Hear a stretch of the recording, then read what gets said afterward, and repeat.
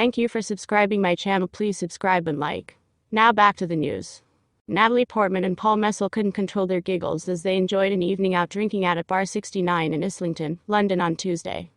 The actors, who met last year when they interviewed each other for Variety magazine, looked in high spirits as they headed outside for a cigarette.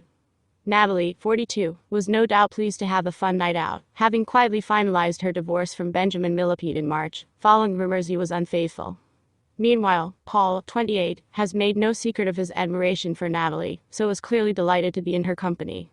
Natalie was dressed down for the outing, looking effortlessly stylish in a plain white t-shirt, bleached jeans and trainers. Paul also opted for a low-key look in a white top with high-waisted black trousers and Adidas Sambas.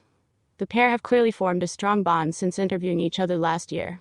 During the chat, Paul described Natalie as brilliant and admitted, "If my drama school self knew that I would be talking to you, I would pinch myself many, many times."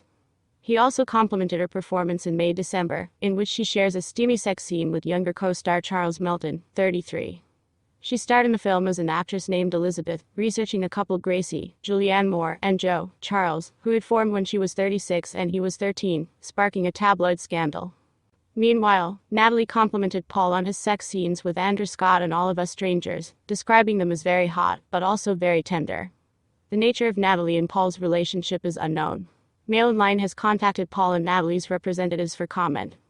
Natalie finalized her divorce from Benjamin in France in March, bringing an end to a marriage of 12 years, her representative confirmed to People.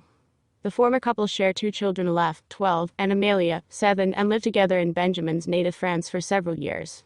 Natalie filed for divorce last July, 1 month after the French magazine Voici ran a bombshell report claiming Benjamin, 46, had an affair with a famous 25-year-old environmental activist called Camille Etienne.